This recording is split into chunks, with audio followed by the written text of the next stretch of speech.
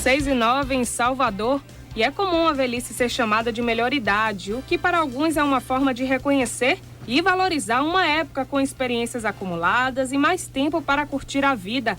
Mas para outros, é um termo que não condiz com algumas dificuldades desse momento. Momento em que, por vezes, as coisas se invertem. Os filhos já crescidos assumem a missão de cuidar dos pais em uma idade avançada. Alguns, até por desejo dos pais, resolvem colocá-los em um asilo, outros preferem manter os pais por perto. E como é que a gente distingue qual das escolhas é a certa? E como se preparar para viver essa idade de uma forma plena? É o que a gente vai perguntar para nossas entrevistadas, a professora da UFBA, Maria do Rosário de Menezes, que faz parte do Núcleo de Estudos para a Valorização do Envelhecimento. Boa noite, Rosário, tudo bem? Boa noite. Boa noite, obrigada pelo convite, um prazer estar aqui. Prazer é nosso, a gente conversa também com a gerontóloga Graça Sena. Bem-vinda, tudo bem? Tudo bom, Renato? Tudo bom, Lorena? Tudo bem. Minha colega aqui, Rosário. Vai ser um prazer estar discutindo essa questão do envelhecimento tão polêmico na nossa sociedade. Bom, as duas, se não me engano, fazem parte do evento chamado Falando sobre Envelhecimento, não é isso? Isso é um seminário realizado pelo SESC, que vai acontecer no próximo dia 30, no SESC Casa do Comércio. Então, tem gente que gosta e tem gente que não gosta desse termo melhor idade. E vocês? Bem, eu particularmente, falar em melhor idade, toda vez que eu me refiro a essa faixa etária, eu não gosto muito desse termo. Primeiro que eu acho que a melhor idade tem que ser a nossa idade. Então, a gente tem que se tornar, cada momento da nossa vida, torná-la da melhor maneira possível, a melhor. A velhice é um ganho, né, a longevidade, mas nos traz também muitas perdas, né? Acompanha dificuldades, como acompanha alguns ganhos também. Então, assim, se referir com melhor idade para contemplar todos os idosos, porque nem todos, assim, falar do envelhecimento passa por diversas facetas da sociedade e vem pela questão social, econômica, e isso, assim, diferencia muito a condição do idoso na sociedade. Diferencia regionalmente, culturalmente, socialmente, economicamente. Então, tem velhices e velhices no nosso Brasil, infelizmente. E para você, Maria do Rosário, você acha que a melhor idade concorda com ela, não? Eu concordo, sim, com a professora Graça e diria assim que, na verdade, esses são rótulos, né? São máscaras também e que se tenta dizer que não está velho, que a velhice não existe ou que está bem, envelheceu, está bem. Melhor idade na velhice? Não, isso realmente não existe. Qual é a melhor idade? A juventude, a idade adulta, a infância, a adolescência?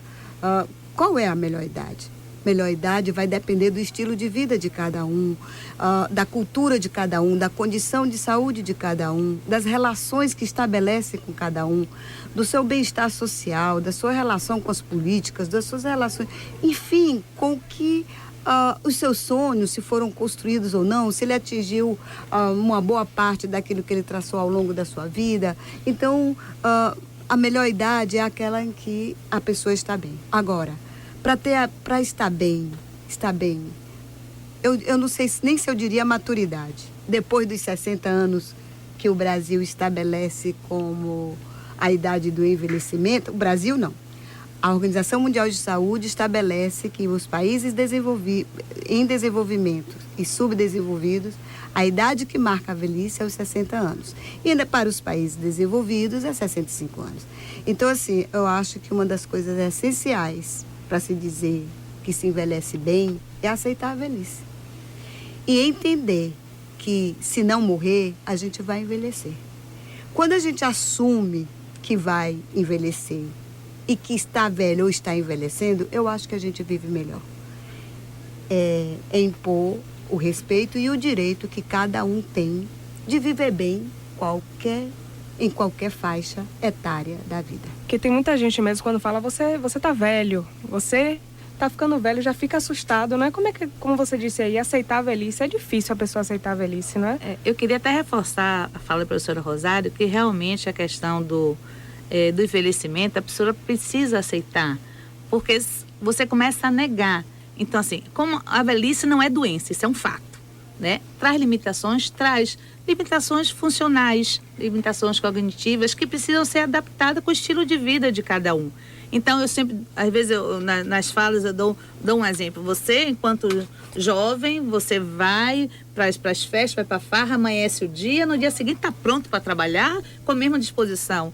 Você já na sua maturidade, no seu envelhecimento, perdeu a noite, no dia seguinte já não tem o mesmo ritmo. Mas com isso você é doente, com isso você vai deixar de sair, se divertir? Não, apenas você vai se adequar. Em vez de amanhecer o dia, você fica até 2 horas, meia-noite, volta para casa, tem o seu descanso, no dia seguinte está ativo. Então essa é a adaptação à realidade que o envelhecimento nos coloca. Não como uma doença, mas um processo. Eu sempre digo que o envelhecimento é um processo natural, biológico, irreversível e universal. Natural porque todos nós envelhecemos. Biológico porque o organismo envelhece. Né? Irreversível porque não existe até então a fonte da juventude. Não tem. Ou morre cedo ou se envelhece. E universal porque qualquer lugar do mundo onde você esteja, você envelhece. Eu não vou fugir aqui para a China porque lá não vou envelhecer. Vou envelhecer do mesmo jeito. A diferença do envelhecimento, às vezes eu coloco envelhecimento é algo. Qual o envelhecimento, como vai ser o seu envelhecimento, depende de como cada um enxergue. Primeiro, como a professora Rosália falou, aceitar o seu próprio envelhecimento e as condições à sua volta que lhe proporcione uma condição de saúde, uma condição de moradia, uma condição de lazer, de entretenimento. Então, isso tudo faz com que as diferenças do envelhecimento se dê em cada pessoa, em cada situação, em cada família.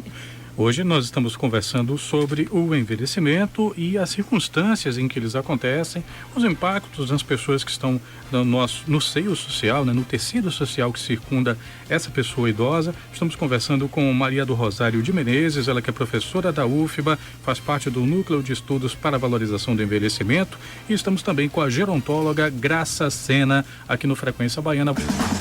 Band News FM Salvador, 99,1. Band News FM, Frequência Baiana.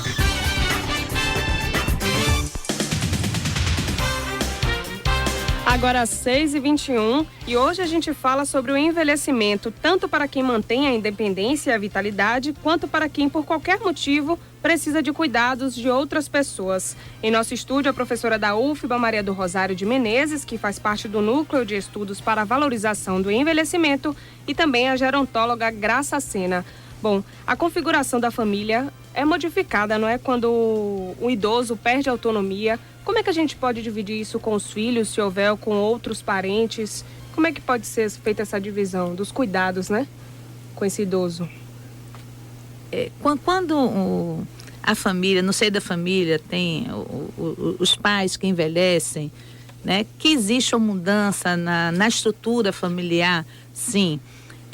A princípio, quando existe um processo de envelhecimento inicial, os seus pais continuam mantendo e o objetivo de manter a sua autonomia e independência o maior tempo possível. Mas se esse idoso passa a ser acometido ou de uma velhice mais acentuada, ou um processo demencial que tire um pouco da sua autonomia e da sua independência, esses filhos passam realmente a assumir um pouco mais o papel da família, do líder daquela família, e necessitando dar os cuidados aos seus pais que estão envelhecidos. E algumas alterações, inclusive, não só no arranjo familiar, do convívio e da aceitação desse processo de envelhecimento, porque é muito duro para nós filhos vermos os pais envelhecerem, né? Envelhecerem no sentido de acometidos de alguma patologia. Isso é muito difícil. E hoje, uma das doenças do século, que é a tal demência, a mais conhecida aí, a demência de Alzheimer, onde é uma doença irreversível, né, degenerativa, que vai tirando aos poucos a cognição, o poder dessa autonomia do idoso. Então, você vivenciar isso junto aos seus pais é difícil. E aí você começa a ver que essas pessoas que estão acometidas disso, ou com envelhecimento muito acentuado, precisam de adaptações. Adaptações, como eu falei, na convivência, adaptação no próprio seio da estrutura física. Então, a questão da mobilidade, então, atenção, banheiro é um risco terrível para as pessoas muito idosas, risco de queda, né? Um dos grandes perigos no envelhecimento é o risco de queda. Então, você começar a ter que adaptar, botar umas barras, botar um piso antiderrapante, ter a questão da acessibilidade, iluminação, se seu pai não tem mobilidade, ou o seu idoso não tem mobilidade, utilização de equipamentos como cadeira de roda, andador, tirar os tapetes da casa, é uma coisa que vai mexer com a estrutura da família, e a pessoa precisa entender esse processo.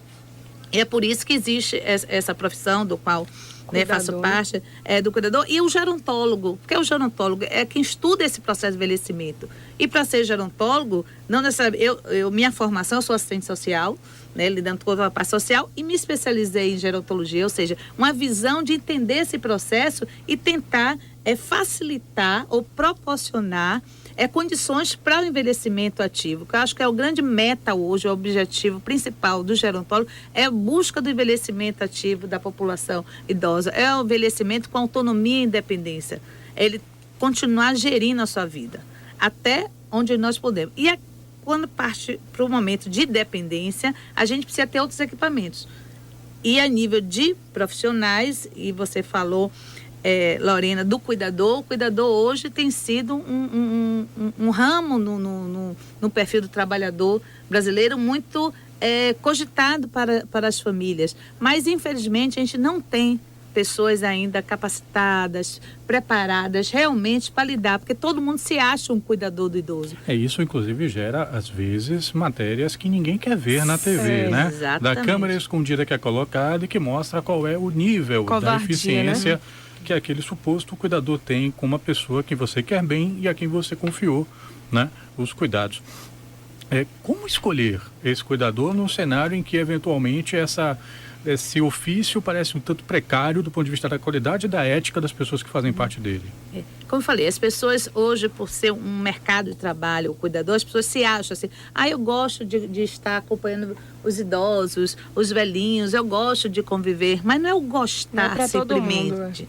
É entender o que é que essa pessoa idosa precisa. O cuidador não necessariamente tem que fazer tudo pelo seu idoso. O cuidador precisa dar condições para que o seu idoso mantenha ao máximo a vida diária, a sua independência. Tem que conhecer as transformações, tem que estar atento a qualquer mudança de comportamento, tem que estar esclarecido em relação às medicações que esse idoso faça uso, o próprio entretenimento, a ativação da sua cognição. Então, não é simplesmente gostar de estar com o idoso ou de gostar de velhinho, como muitas pessoas dizem. Tem que se capacitar. Para isso, hoje, Salvador já tem alguns serviços que promovem, realizam cursos para instituições tanto privadas como públicas, para cuidadores de idosos. Então, tem que passar por uma seleção realmente rigorosa. Pois não? Eu gostaria de fazer voltar um pouquinho para falar uma questão sobre a pergunta anterior. O mundo hoje, vou tentar ser bem breve, tem mais de 7 bilhões de pessoas. Desses 7 bilhões, quase 900 milhões no planeta são de pessoas idosas. O Brasil tem, em média, 203 milhões de habitantes. Desses 203 milhões de habitantes, 22 milhões, uma média de 12,1% são idosos. E o Brasil, a população envelhece a passos rápidos.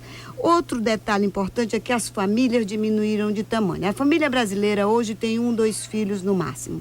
E outra coisa muito importante na questão do envelhecimento é que nós temos mais pessoas que fazem 70, 80 e 90 anos de outras idades. E quanto mais se envelhece, mais probabilidade, mais tempo de vida se tem de desenvolver a demência de Alzheimer. Então, assim, a questão da instituição de longa permanência para idosos é uma questão seríssima e de alta complexidade no país. O Brasil tem aproximadamente, quantas instituições de longa permanência? Eu anotei aqui. 3.548 instituições de longa permanência.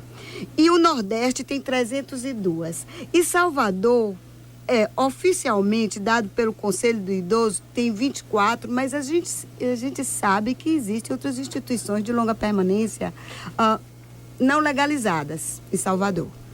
E uma coisa que chama atenção é a condição dessas instituições e o papel da família. Eu diria, de acordo com o Estatuto do Idoso, que é um dos documentos da política do idoso no Brasil, que o idoso só deve ir para uma instituição de longa permanência em última instância. Cada um se coloque no lugar de quem envelhece e que precisa de uma instituição de longa permanência. As condições das instituições de longa permanência. O que significa estar institucionalizado. E outra coisa que eu chamo a atenção. Da mesma maneira, está até no texto, mas é uma coisa que eu penso que eu já escrevi sobre isso na minha tese, a mesma responsabilidade que os pais tiveram na criação dos filhos, os filhos teriam que ter suas responsabilidades com os pais idosos. Eu vou interromper aqui a Maria Rosária, até porque ela citou um texto, e para você ouvinte que não entendeu qual é o texto em questão, nós estamos agora aqui na ponta da linha com o autor de um texto que foi publicado no ano passado. O nome dele é Fabrício Carpinejar. Ele publicou no blog, no ano passado, um texto que correu às redes sociais. Todo filho é pai da morte de seu pai. No texto ele comenta esse momento em que os filhos assumem os cuidados. Fabrício, boa noite. Consegue nos ouvir? Consigo. Boa noite. Tudo bem? Tudo. Muito obrigado por nos atender. Fabrício, como você está ouvindo aqui, nós estamos aqui com a professora Maria do Rosário de Menezes. Ela é da Universidade Federal da Bahia, faz parte do Núcleo de Estudos para a Valorização do Envelhecimento. Estamos também com a gerontóloga Graça Sena. Maria do Rosário estava citando justamente seu texto. Elas leram o texto que você escreveu. E a gente leu também no seu blog, Fabrício, alguns comentários de pessoas que leram Todo filho é pai da morte de seu pai. Muita gente que fala como se emocionou com esse texto. Como é que foi o feedback dos leitores? O que é que eles disseram para você? Perfeito. E esse texto já está no meu novo livro, Me Ajude a Chorar, né? O texto de abertura desse livro, que foi lançado pela Bertrand. E é muito emocionante, porque a gente altera a casa, assim como a gente altera a casa para receber um filho, né? Tapando as tomadinhas, colocando cercados. A casa de pais recentes é uma bagunça, né? É uma ruaça. A gente também altera a casa para cuidar dos pais, porque a gente não tem essa ideia de que eles vão envelhecer. A gente fica com aquela imagem imponente do pai trabalhando, do pai provedor, da mãe provedora. E não é que eles se enfraquecem, é um soco no estômago e no coração do filho. Então, todo mundo que passou por isso se sente correspondido, compreendido, interpretado. E é um texto que mostra o quanto que na velhice a gente precisa de muito pouco.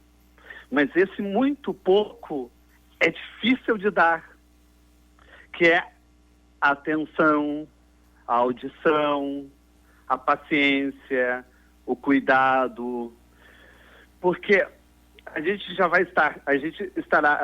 vai estar adulto quando o pai enfraquece e a gente tem muita pressa para resolver ou resumir a situação.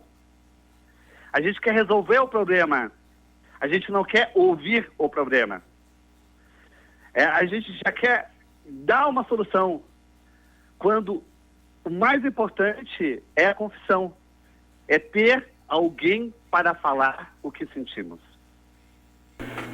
Fabrício, aqui é Maria Lorena do estúdio. Em um determinado momento do seu texto, você diz que feliz do filho que é pai de seu pai antes da morte e triste do filho que aparece somente no enterro e não se despede um pouco por dia. Por que você imagina que algumas pessoas preferem não estar com os pais antes do fim?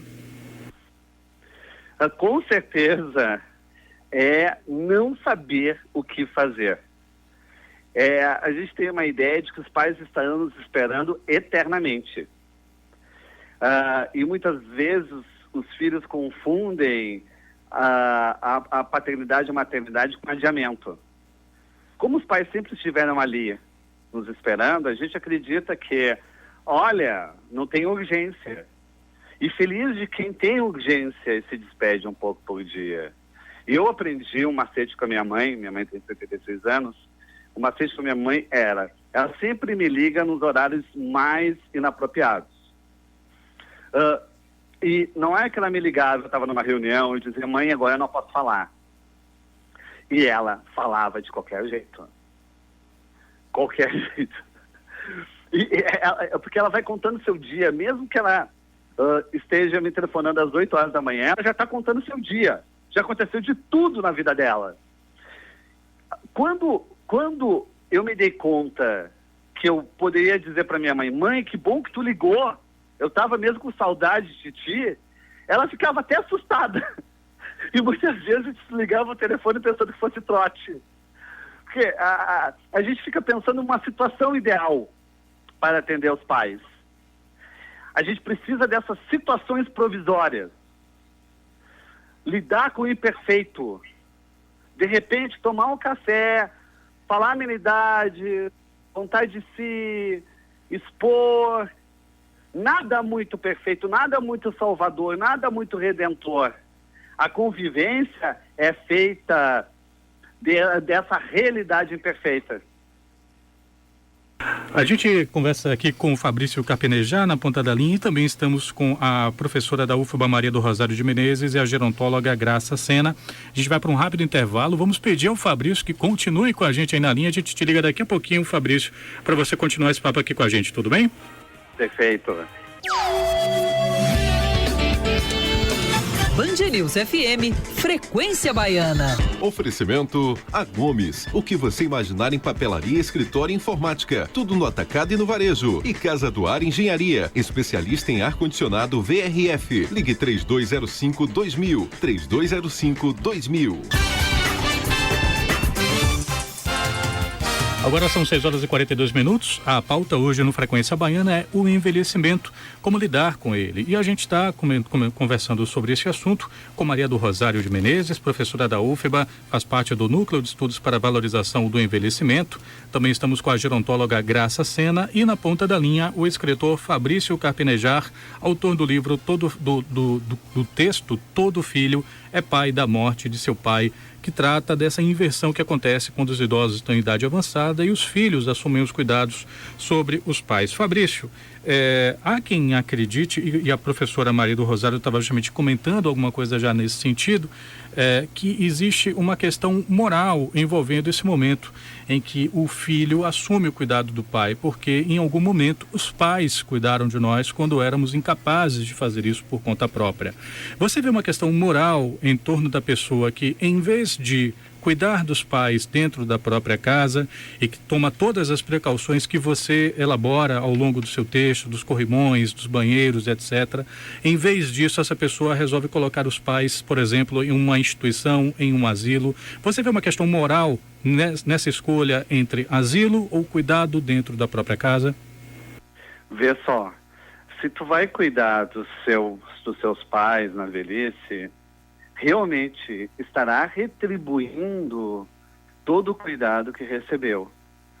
Mas as coisas não são tão simples assim. Muitas vezes tu quer se vingar do pai, né? Tu pretende criar uma família para combater a tua própria família. E aí tu manda para um asilo, tu manda para algum lugar que tu possa ter a segurança de que não será incomodado. Mas às vezes a gente conhece casos, já identificou casos de idosos que não têm condição ou até têm, mas que querem morar sozinhos, não querem morar com as famílias. Isso é comum também, não é? Sim, isso é comum. Mas o mais importante na velhice é a possibilidade de contar histórias, ou se sentir ativo, pelo menos na memória. O quanto que é importante deixar que essas pessoas possam desfrutar do maior talento que elas têm no momento, que é a sabedoria, é o conselho, é a orientação. Eu lembro de um caso de uma senhora em São Paulo, que ela participava de cursos na terceira idade, grupos de dança, mas um dia ela decidiu ir numa fruteira e comprar 3 dúzias de bananas. Isso, 3 dúzias de bananas. O que aconteceu? Os filhos, logo que viram ela com 3 dúzias de bananas, perguntaram: por que tu comprou tanta banana? Ela disse: me deu vontade. Naquele momento, todo mundo passou a suspeitar que ela estava demente. E trancaram ela em casa. Ela deixou de poder sair, de poder conviver. Não resistiu nem mais um ano. Olha o quanto que a gente acaba suspeitando sempre da velhice como doença. Ser velho não é ser doente. Isso a gente precisa discernir de imediato. A gente já fica esperando que o nosso pai ou a nossa mãe não tenha mais condições de gerenciar a própria vida. A gente precisa garantir isso ao máximo possível. Quero agradecer muitíssimo a participação aqui do escritor Fabrício Carpinejar, que tem tempo não muito disponível agora, mas a gente quer agradecer sua participação aqui no Frequência Baiana. Fabrício, sucesso com as próximas empreitadas e os próximos livros. Muito obrigado, foi uma grande alegria conversar com vocês. E a gente continua o papo aqui com as professoras, inclusive a professora Graça Sena quer falar a respeito. Eu queria, acho que eu vou polemizar um pouquinho aqui essa questão da institucionalização, porque assim, se a gente pegar, como vem se discutir, moralmente, né, falando, a gente precisa realmente, e o ideal seria que os pais cuidaram de seus filhos, criaram com amor, carinho, se privaram de muitas coisas em função de educar seus filhos, proporcionar tudo a eles, e que no futuro da velhice dos seus pais, esses filhos, moralmente se sentindo agradecidos e com carinho e com amor e reconhecimento, venha cuidar dos seus pais. Mas o que eu trago aqui, isso é o modelo, eu acho que é o que nós esperávamos de todas as famílias. Mas se a gente vai para a prática, e a minha realidade é uma realidade de uma instituição, e a gente tem que ser realista, a gente não pode tapar o sol com a paneira, tem situações onde aquele pai ou aquela mãe não criaram seus filhos, abandonaram seus filhos e que hoje necessitam. Eu não estou dizendo aqui que é uma mão lava a outra, mas às vezes esse filho, a gente não pode julgar muito, às vezes esse filho assim, emocionalmente, não se sentem responsáveis por dar todo o carinho que diz que não tem. Aí envolveria um trabalho psicológico, um trabalho emocional, para tentar resgatar, que não é porque ele não teve, ele não vai dar. Mas a prática, o que a gente lida no dia a dia, tem situações de idosos que não tem ninguém mais, porque não tiveram filhos, ou os filhos já partiram também, e não tem quem cuide. Tem idosos que têm relações de conflito, de agressões em casa e que não poderiam estar mantidos. Até nós, profissionais da gerontologia, da delegacia do idoso, temos que, às vezes, retirar esse idoso de casa para não ter um mal maior, até poder ver que situação dá. E aí, a solução, entre aspas, não é a solução, mas a opção dentro dos serviços é ir para um lar. O que a gente precisa mudar, eu não estou dizendo aqui que o lar é o melhor lugar do idoso, mas os lares hoje são necessários para algumas situações do idoso na nossa realidade, não só do Brasil, mas mundial. Agora, o que a gente precisa fazer é reconceber esses lares. Não sei se os depósitos que a gente tem aí de uma vida sub-humana, de maltrato que existe com os idosos. Agora, se você tem um lar, na filosofia de lar, onde eles têm a liberdade de entrar e sair, onde eles são cuidados, onde tem profissionais capacitados, cuidadores treinados, gerontólogos de diversas áreas, atuando, proporcionando a eles uma melhor qualidade de vida, uma finitude com dignidade, o que talvez não tivesse em casa, por situações diversas.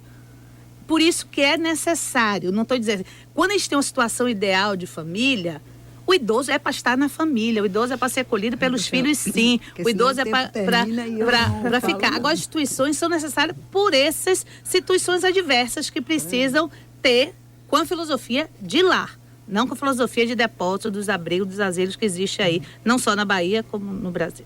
Bom, eu concordo em parte com a professora Graça. Em parte.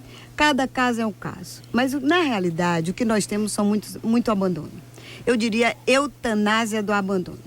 Então, que cada um de nós nos coloquemos dentro de um asilo para passar nossos últimos dias ali. Infelizmente, nós não temos muito tempo. Mas eu gostaria de dizer o seguinte, o documento da CEPAL e da CELAD, que é